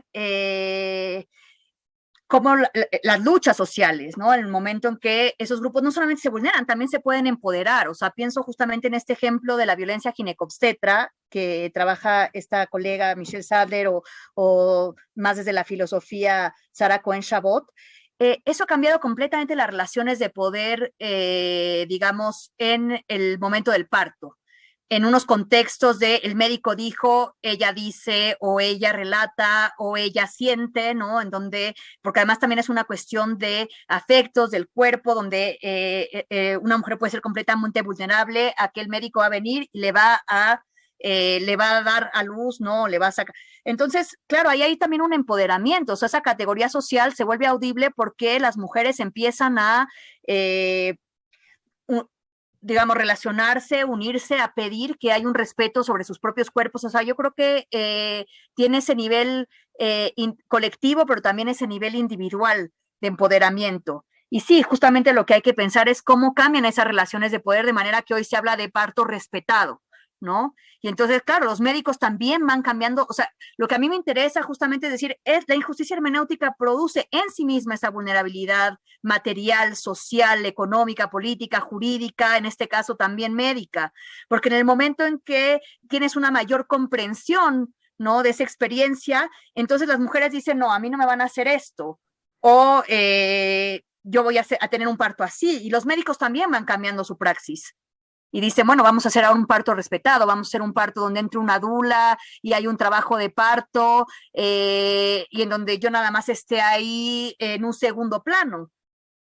O sea, también eso me parece interesante, la manera en que esto va a cambiar nuestras praxis y justamente creo que ahí está esta pregunta de Juan Antonio, ¿no? De qué manera eso cambia nuestros derechos y responsabilidades.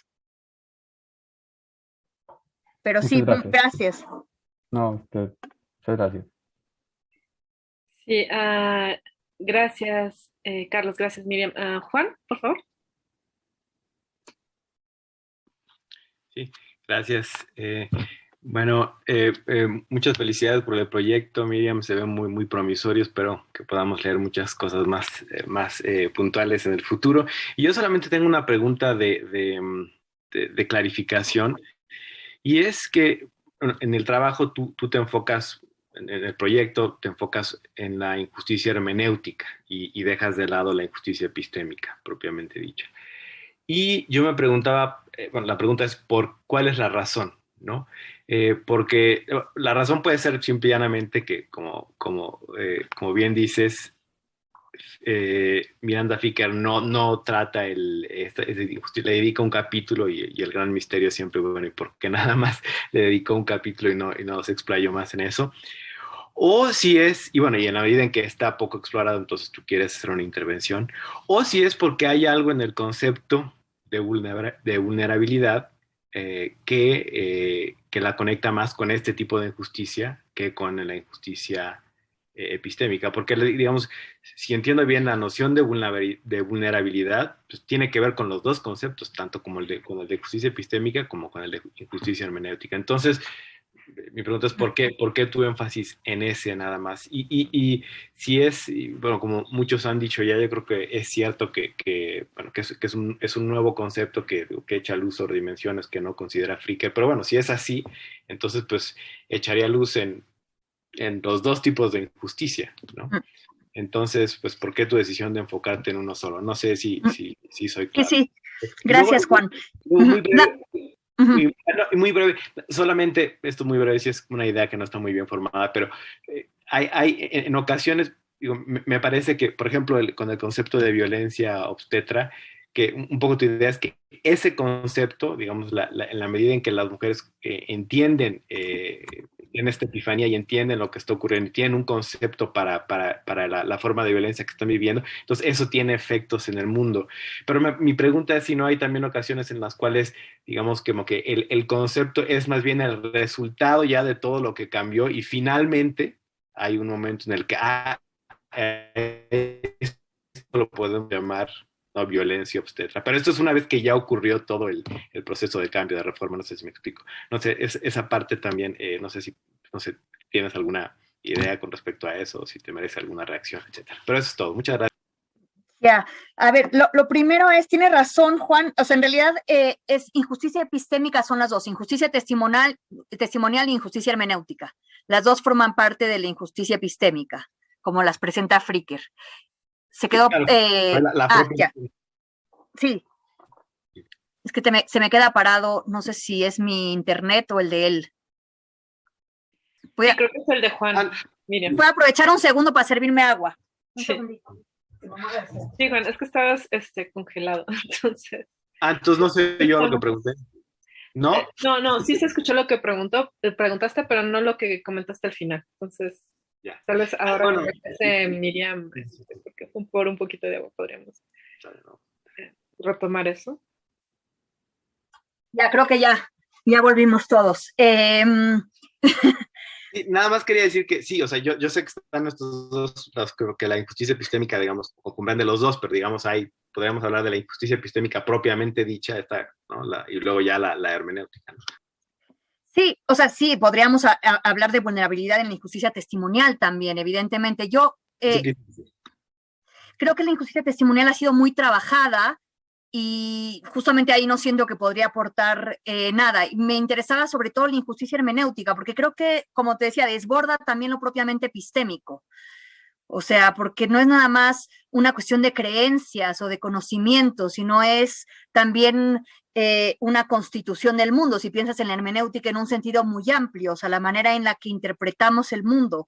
Entonces, por eso me interesó la injusticia hermenéutica, pero es cierto que toda injusticia epistémica estaría relacionada con la vulnerabilidad o con el daño, con la injusticia, por eso es una injusticia. Habría ahí que pensar un poco cómo se relaciona vulnerabilidad e injusticia. Y lo otro que decías, sí, o sea, yo creo que hay también un proceso, no es nada más un momento en donde, ya tenemos la categoría, ¿no? O sea, ya tenemos la categoría de violencia ginecobstetra. No, o sea, evidentemente tiene que haber un proceso también. No es que las mujeres no se dieran cuenta de que hay algo ahí de violencia, pero ¿en qué momento se acuña? ¿En qué momento eso se vuelve inteligible para otros? ¿En qué momento alguien te narra algo y te dicen, pues eso sí es violencia ginecobstetra? Ahí se equivocó el ginecólogo. O sea, me parece que tiene que ver también con esos procesos sociales. No es nada más, no teníamos una categoría, ya la inventamos y con eso ya estamos. O sea, me parece que esa es una manera superficial de entender a Fricker. Solo una pequeña observación nada más. Sí, me refería a la injusticia testimonial, me equivoqué al hablar. Pero lo que no entiendo es por qué la injusticia, o sea, por qué el problema que identifica Fricker, que es que algunos hablantes reciben menos credibilidad en virtud de su identidad. O sea, eso cómo no tiene, o sea, ¿por qué eso no tiene casi lo mismo que ver con vulnerabilidad que en el caso de la injusticia epistémica? Es decir, el hecho de que no sean reconocidos, que no se les otorgue la misma credibilidad a ciertos grupos, a personas de ciertos grupos sociales, pues también tiene un poco que ver con vulnerabilidad, si no es que bastante, ¿no? Entonces, bueno, esa era mi única preocupación, pero... Sí.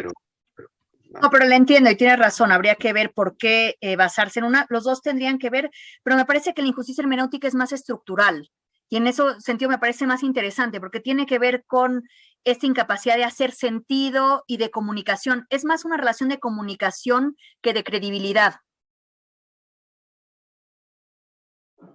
Pero hay para pensarle, sí, gracias. Sí, gracias. ¿Gustavo? Sí. Muchas gracias, Miriam. Muchas gracias por la plática.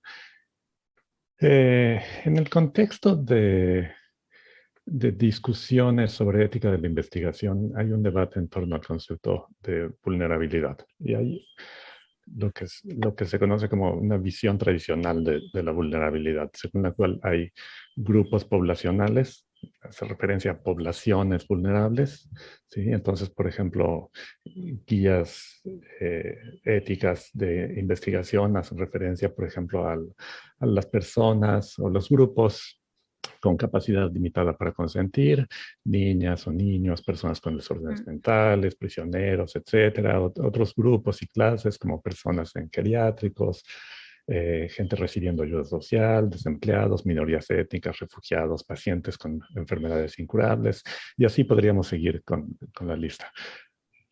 El problema es que se suele criticar este enfoque porque se dice, pues es demasiado, abarca demasiado y crea una superpoblación de grupos vulnerables. ¿Sí? Y entonces, si esto es así, entonces deja de tener sentido establecer protecciones especiales. Otro problema, además de este enfoque subpoblacional, es que torna esencial el concepto de vulnerabilidad. O sea, nos da condiciones necesarias y suficientes para pertenecer o no a tales grupos, ¿no? Entonces, dependiendo de estos criterios de identidad, es que la gente pertenece o no a un determinado grupo vulnerable. Y esto, además, lo que termina sucediendo es que crea estereotipos de sujetos que forman parte de grupos vulnerables y son estigmatizados, y en este sentido puede fomentar justicia epistémica o hermenéutica.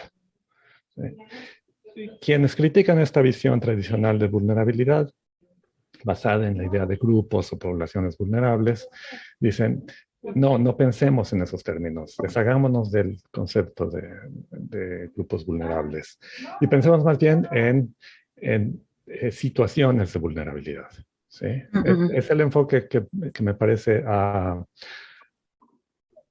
defendido alguien como Florencia Luna, esta filósofa argentina que ha trabajado mucho el concepto de vulnerabilidad, y ella acuñó el término de capas de vulnerabilidad, ¿no? Entonces, todos podemos en determinadas circunstancias pertenecer o no a estar o no en una situación de vulnerabilidad, ¿no? Y puede ser que incluso haya distintas capas para quien es mujer, pobre, y se encuentra en un hospital donde se ejerce la violencia obstétrica. No sé, puedes poner ahí tú las circunstancias que quieras.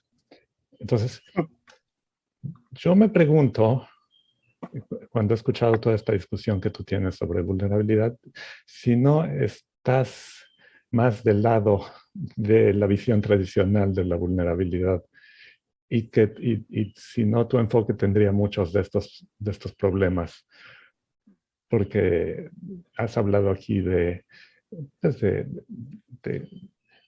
grupos identitarios, ¿no? Y de poblaciones en situación de vulnerabilidad. Entonces, creo que igual, si efectivamente es una versión de la visión tradicional, no estaría sujeta a todos estos problemas. Esa es la pregunta. Muchas gracias, Gustavo. Justo estoy leyendo cosas tuyas, pero más sobre la cuestión animal. Yo no conocí esta discusión y no conozco el trabajo de Florencia Luna, así es que muchísimas gracias. Yo por eso decía que la noción de vulnerabilidad, por ejemplo, desde la ética del cuidado, tiene muchos problemas porque termina siendo paternalista, ¿no? Como hay ciertos grupos vulnerables, todo esto que dices, me parece que no es así como la quiero abordar. Justamente lo que yo decía es que la quiero abordar en relación al cuerpo y a las relaciones, no tanto como, porque podemos hablar de poblaciones vulnerables, poblaciones marginales, como lo dice Fricker, pero como tú dices, bueno, ¿cuáles son esas poblaciones? ¿Qué es lo que las caracteriza? ¿Quién puede entrar en esas poblaciones? O sea, entiendo tu preocupación. Muchas gracias. Voy a leer lo de Florencia. Y sí, quizás en algún momento decido que la vulnerabilidad no es tan buen concepto para hablar de esto, pero lo que sí me parecía interesante es, por ejemplo, relacionar cuando tienes esta falta de recursos hermenéuticos con una vulnerabilidad material o social, o sea, ¿cómo se relacionan? Pero puntualizo que el problema no es con usar el concepto de vulnerabilidad, sino qué concepción de vulnerabilidad tienes. Claro, uno que no sea, yo lo llamaría paternalista, o sea, porque tendría que ver con qué grupos necesitan un mayor cuidado. Que no termina esencializando claro. Y dando condiciones necesarias y suficientes de quienes pertenecen a grupos vulnerables. ¿Sí? Claro, ahí a lo mejor sí habría que volver como a esta idea de Levinas de que hay una parte metafísica de la vulnerabilidad, es decir, todos somos vulnerables, pero en qué momento, en qué situaciones nos volvemos más vulnerables en un sentido social y político. ¿Te parecería eso más interesante? Sí, sí, justo eso. Pero gracias, voy a leer a Florencia Luna, ya me la apunté. Gracias. Gracias. Itzue, por favor. Hola Miriam, qué gusto verte. Hola, igualmente Itzue. Solo un comentario muy breve. Hay un estudiante que está trabajando sobre el concepto de injusticia hermenéutica y me parece que podría interesarte lo que está haciendo, porque lo que ella está haciendo ahorita es escribió un paper que diferencia 13 nociones distintas que ella puede identificar dentro de la noción de injusticia epistémica, y creo que estaría bueno analizar cómo todo lo que estuviste hablando aplica, aceptando que la injusticia hermenéutica puede ser como un concepto mucho más complejo. Y además, pues se ha hablado ahorita bastante de lo que implica aceptar un término que nació en un contexto estadounidense, pero creo que también está interesante, o sea, y sobre la importancia de traerlo a donde estamos, más bien de analizarlo desde donde estamos paradas, pero creo que también está interesante ver cómo lo han integrado otras personas que viven también en países pues no privilegiados como Estados Unidos, y ella es de la India y mucho de su análisis tiene que ver con situaciones de allá. Y otra cosa que está interesante es que ella analiza como de dónde pueden venir los conceptos que ayudan a superar estas injusticias, y separa como del individuo, del grupo del individuo, de un grupo ajeno al del individuo, etcétera, etcétera. Entonces como que esta noción de colectividad también está presente y creo que podría serte muy útil. Entonces, ¿cuál es su nombre? No me acuerdo de su apellido. ¿Me lo pasas luego?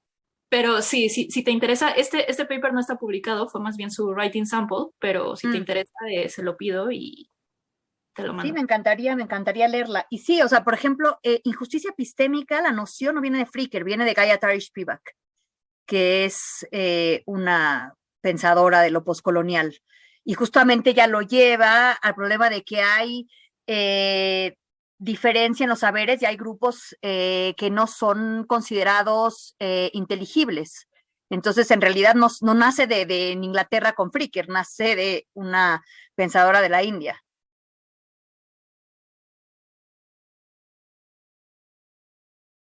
Gracias, Itzue, gracias, Miriam. Fabiola había levantado la mano, pero no sé si quieres preguntar, Fabiola, y Atocha también tiene una pregunta. Perdón. Hola, Fabiola. Hola, Miriam, me da mucho gusto saludarte. Sí, bueno, subí la mano, luego la quité porque tuve... No, yo te quería, bueno, me sumo a las felicitaciones, al gusto de escucharte. No, mi comentario va en el sentido de la relación entre la injusticia hermenéutica y la opresión social, política, jurídica.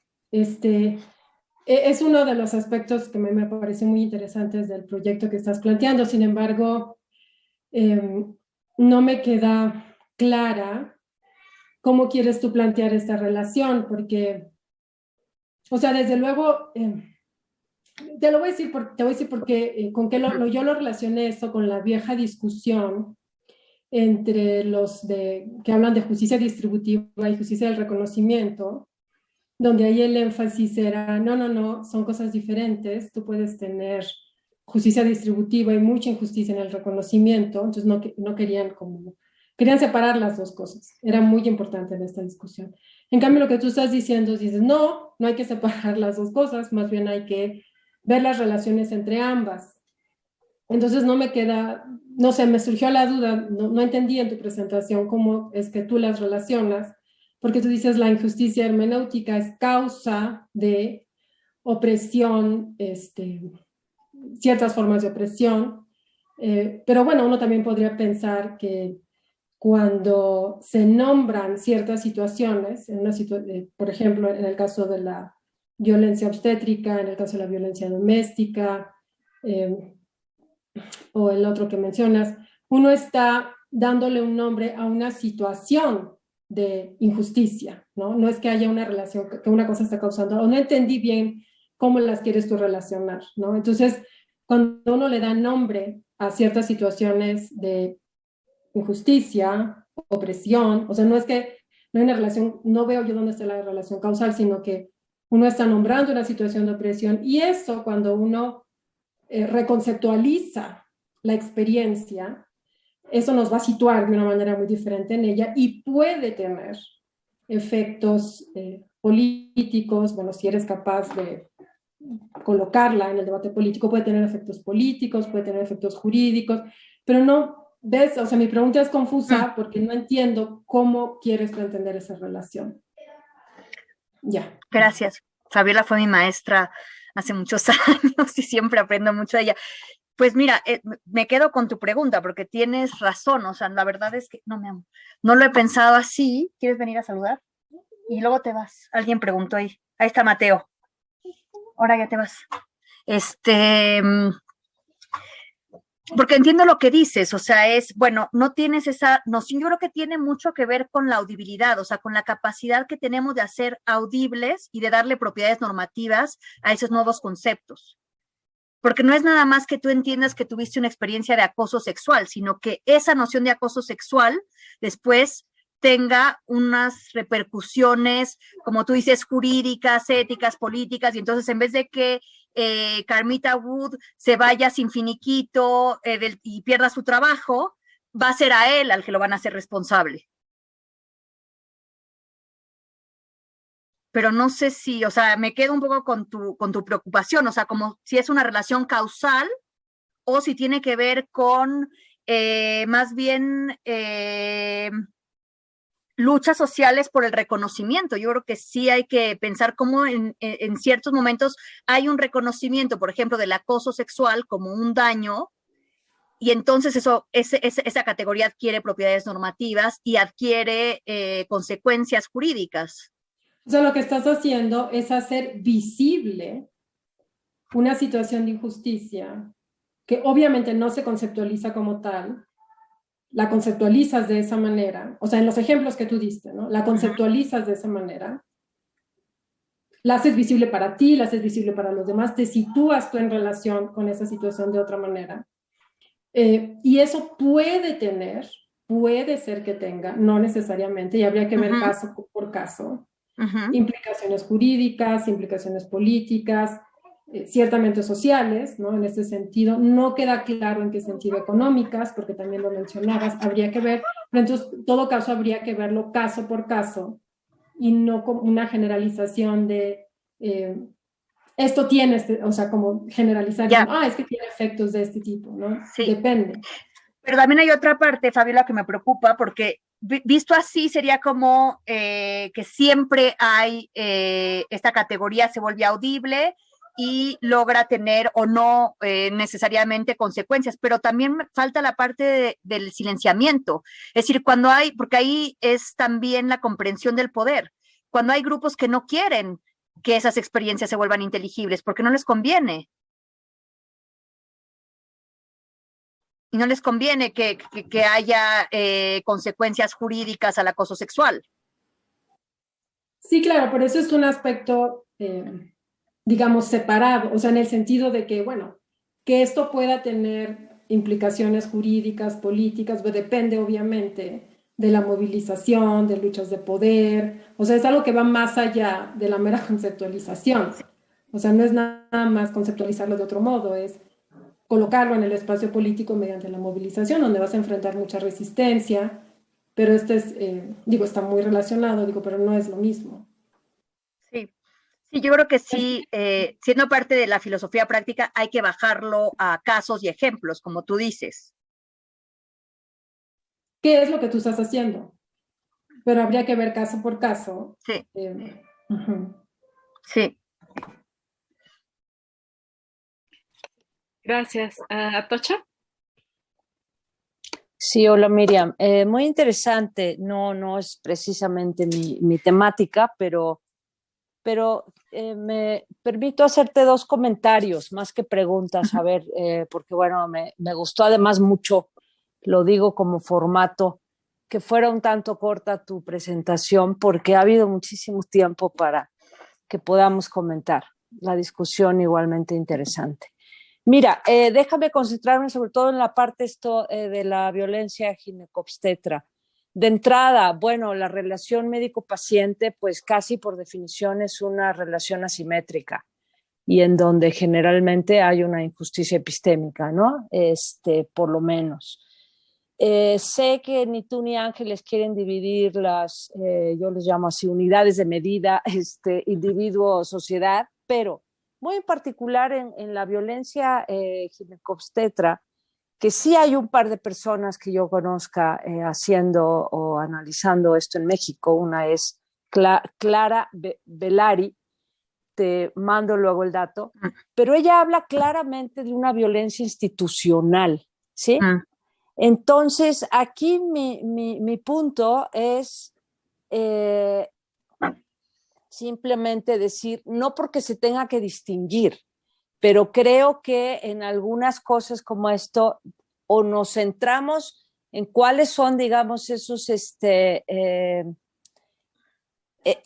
cómo las estructuras mismas de poder están generando este tipo de violencia, o incluso otra persona que ha trabajado esto, aunque no tan directamente conoce bien este tema, es Marcia Villanueva, quien fue estudiante de doctorado de Ángeles, y ella junto con Roberto Castro del CRIM también han analizado esto un poco, no en lo ginecobstétrico muy particularmente, pero sí cómo es que las estructuras, digamos, institucionales provocan estas asimetrías, por llamarles algo mucho más general, ¿no? Y en ese caso tiene que ver también mucho con la formación de los propios médicos y médicas. Marcia ha argumentado de manera muy interesante cómo ellos y ellas experimentan un proceso de deshumanización que les permite luego, bueno, pues ejercer violencia, podríamos pensar hasta sin darse cuenta, ¿no? Y mi segundo comentario, aún así muy conectado con el primero, es lo que hablaste con Juan Espíndola, o lo que él dijo. Epistemología versus hermenéutica. Bueno, pues es que esto nos lleva a una reflexión de hasta dónde quisiéramos, que es lo que a mí me gustaría hacer más bien, extender lo que abarca la epistemología. Claro, si nos quedamos en el ámbito de la creencia, pues muchas de las cosas que tú tocas no son casos de injusticia epistémica o propiamente epistémicos, pero sí, si hablamos, si queremos decir que cuestiones de estereotipos y prejuicios y etcétera, son parte de la epistemología, entonces sí, ¿no? Eso es pues lo que te quería decir. Creo que es un proyecto padrísimo. No sabría yo dónde ponerlo. Quiero decir, obviamente desde la hermenéutica, pero también podríamos pensar que es un proyecto que se puede dibujar desde el feminismo, desde los enfoques que tú manejas, en fin, está muy interesante. Gracias. Gracias, Atochi. Creo que, bueno, ahí me resuena algo que también dejó entrever Gustavo Ortiz Millán, que es pensarlo también de manera interseccional, ¿no? Las injusticias. Yo creo que ahí hay una cuestión entre la injusticia estructural, o sea, es un poco lo que decía Moisés, o sea, yo no creo en una teoría de la virtud, pero hay una parte en donde las injusticias son estructurales, pero no por eso no hay responsabilidad, o no por eso no podemos pensar en que pueden haber cambios institucionales, no por eso no podemos pensar en que hay médicos, individuos que empiezan a cambiar su praxis, aun si la injusticia no es, digamos, por la falta de virtud del médico X, sino porque hay una cuestión mucho más estructural de cómo se enseña la ginecología, de cómo se ha dado el papel del médico, de cómo se ha entendido los partos, digo, por usar este ejemplo que hemos estado usando, pero pueden ser en muchos, ¿no? Y evidentemente eso implica un cambio en las instituciones. O sea, la vulnerabilidad también es porque no hay digamos, ecos, no hay instituciones, ¿no?, para respaldar, o porque no se vuelve inteligible, si tú quieres, institucionalmente, O sea, si una mujer dice no, porque a mí el médico me hizo una violencia, bueno, es así como, bueno, esta señora está histérica, así siempre ha sido el proceso, los médicos lo hacemos como nos enseñaron, así a lo mejor te dan una explicación científica que ella además no puede entender y la dejan en un lugar de no saber. Entonces, claro, ahí está esta cuestión de cómo va cambiando el poder, pero también eso implica que cambien los individuos y cambien, por ende, las instituciones. O sea, no sé cómo se va dando eso, pero se tendría que dar en el curso del tiempo, como se ha dado, por ejemplo, en las instituciones educativas, como se ha dado, no sé, con otras instituciones, pero es una buena pregunta. Y en cuanto a, yo nunca me he dedicado a la epistemología, y una de las preguntas que una vez me hacía Ángeles es, pero a Fricker le interesa lo propiamente epistémico. Ahora, yo creo que el hermenéutico, o sea, su noción de injusticia testimonial se sigue manteniendo en una epistemología muy amplia, ¿no? Es decir, cuáles son los sesgos que tenemos, los prejuicios, por qué le damos mayor o menor credibilidad. Pero ¿qué pasa con la injusticia hermenéutica? Yo creo que esa se le escapa un poco de las manos, por eso la deja así, es decir, porque la injusticia hermenéutica es que no tengamos recursos para comprender la experiencia. Entonces, yo creo que ahí se le desborda de la epistemología hacia la ontología social, esa es mi idea. Y por eso me parece súper interesante la injusticia hermenéutica, o sea, porque también nos puede hacer relacionar justamente, que es lo que yo estoy haciendo un poco. En Chile todavía no tenemos esta separación tan odiosa entre filosofía continental y analítica, por suerte todavía estamos todos mezclados en los departamentos, y yo estoy trabajando con un colega que estudió en King's College, que es analítico, pero de alguna manera decimos, bueno, por ejemplo, Fricker se dio cuenta que tenía que ahondar en la noción de reconocimiento de la teoría crítica. Digo, y Medina, Aguilar y otra gente ha dicho, bueno, pero es que aquí hay un problema de reconocimiento, no nada más de virtud. Entonces yo creo que también se trata de hacer estos pasajes, ¿no? Entre distintas maneras de plantear los problemas. Y yo creo que ahí la tradición de la hermenéutica, no para volver a un Heidegger, ¿no? Pero sí la idea de que la hermenéutica finalmente es cómo estamos en el mundo y con nosotros, y cómo nos relacionamos, cómo heredamos sentidos y también constituimos sentidos para otras generaciones. Esa idea de Humboldt es muy bonita. Gracias. Ok. Ya. Sí, muchas gracias. No veo más manos levantadas. Entonces, si no hay más preguntas, pues te agradecemos muchísimo, Miriam, tu participación, y les agradezco a todas y a todos su presencia el día de hoy, sus preguntas, y nos vemos la semana entrante. Gracias a todos, gracias por este espacio y aproveché mucho, la verdad, la discusión. Nos vemos, Miriam. Chao. Gracias. Hasta luego. Gracias a todos. Chao.